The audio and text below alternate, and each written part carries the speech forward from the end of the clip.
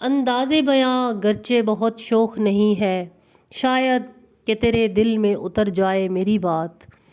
جی تو جناب ستارہ تو ہے ہی جھوٹی، اس کے ہسبینڈ کی شادی فیک ہے، کوثر فیک ہے، تصویریں فیک ہیں، کوثر کے والد فیک بنائے گئے ہیں، ویڈیوز فیک ہیں، بس ایک آپ نیک ہے جو پتہ نہیں کس وجہ سے ایک بندی کے پیچھے ہاتھ پیر دھو کے پڑے ہوئے ہیں، اور کسی کو جو کہ کسی کو کچھ کہتی بھی نہیں ہے۔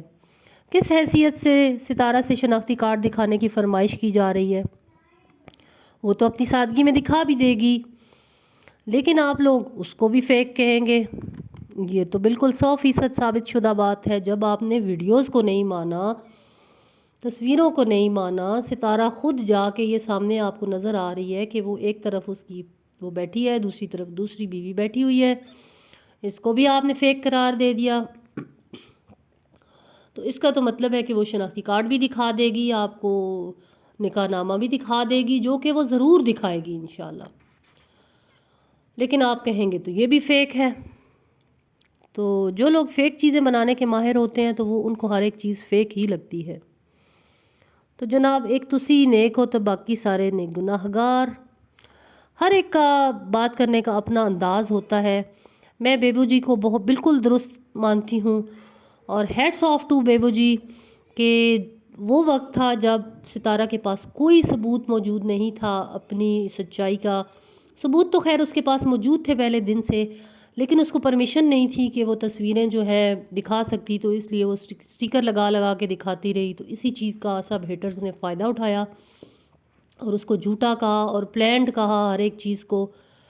تو اب تو خیر ایک روز روشن کی طرح ہر چیز عیاں ہو گئی ہے، لیکن ابھی بھی اس کو فیک کہا جا رہا ہے۔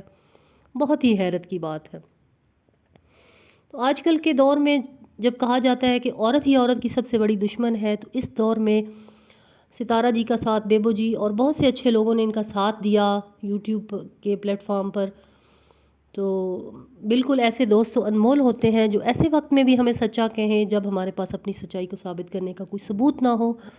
اب تو خیر ستارہ کے پاس بہت سے ثبوت ہیں جو پہلے ہی موجود تھے، لیکن دکھانے کی اجازت اس کو نہیں تھی، اب اجازت مل گئی تو اچھا ہو گیا۔ تو جناب ایک بندہ ہوتا یہی ہے کہ ایک بندہ ترقی کرنے لگے تو بہت سے لوگ آ جاتے ہیں اس کی ٹانگ کھینچنے والے۔ جیسا کہ آپ نے سنا ہوگا جہنم کے کنوؤں کی مثال تھی کہ بہت سارے کنویں تھے جن میں ہر ایک ملک کے مختلف جو دوزخی تھے وہ قید تھے، اور ہر ملک کا جو کنواں تھا اس کے اوپر ایک ایک فرشتہ جو ہے نگران کھڑا ہوا تھا کہ جو بندہ اگر کوئی چھلانگ لگا کر باہر نکلنے کی کوشش کرتا تو وہ اس کو اندر واپس پھینکتا تھا۔ لیکن ایک کنواں ایسا تھا جس پر کوئی نگران نہیں کھڑا ہوا تھا۔ تو کسی نے پوچھا کہ اس کنویں پر کیوں کوئی نگران نہیں کھڑا ہوا؟ تو جواب یہ ملا کہ اس کنویں میں پاکستانی بند ہے، اور وہ جو اوپر آنے لگتا ہے اس کو وہ نیچے سے کھینچ لیتے ہیں۔ تو بس یہی مثال ہے۔ تو خیر یہ تو ایک جوک تھا، مگر پنجابی کی ایک کہاوت ہے کہ دوجے نو برا کہن تو پہلو اپنی منجی تھلے جھاڑو مار لو۔ تو جناب اب آپ کی باری ہے، آپ اپنی سیکنڈ وائف کو سامنے لائیں۔ آپ نے بھی تو ویوز کی خاطر یا جس بھی وجہ سے گاڑی سجائی، دولہا بنے، تو جناب دلہنیا کدھر ہے؟ کیا وہ بھی تو فیک نہیں ہے؟ یہ تو اب آپ کا کام ہے نا اس بات کو ثابت کرنا۔ لیکن یہ کیسے ہو سکتا ہے کہ آپ کوئی فیک کریں، کیونکہ آپ تو بڑے نیک ہیں۔ تو بھئی جناب دوسروں پر الزام تراشی کرنے سے بہتر ہے کہ کسی کو ترقی کرتا ہوا دیکھ کر خوش ہونا چاہیے، اس کو دعائیں دینی چاہیے۔ ہو سکتا ہے کہ اس کو جو ہم دعا دیں اسی کے صدقے وہی دعا ہمارے حق میں قبول ہو جائے۔ جو چیز ہم دوسرے کو ملنے پر خوش ہوئے ہیں اس کے بدلے میں وہی چیز اللہ تعالیٰ ہمیں دے دے۔ تو ستارہ جی آپ کی کامیابی پر میں بہت خوش ہوں۔ اللہ تعالیٰ آپ کو اور بھی کامیابیاں دے، اور بھی آپ پر ترقی کے دروازے کھولے۔ جس طرح سے آپ نے سفر شروع کیا اور ہمت سے مقابلہ کیا، جس طرح آپ نے جس دل سے آپ نے ہسبینڈ کی دوسری شادی کی تصویریں دکھائیں، بار بار شو کیں، بار بار شو کیں، تو میں سمجھ سکتی ہوں کہ کتنے دکھی دل سے اور کتنے مشکلوں سے آپ نے یہ دکھائی ہوں گی۔ تو جناب ہیٹرز کی تو دال گلنا بڑی مشکل ہے، میری تو دال گل گئی جناب، ساتھ ساتھ باتیں کرتے کرتے دال بھی پک گئی اور باتیں بھی ہو گئیں۔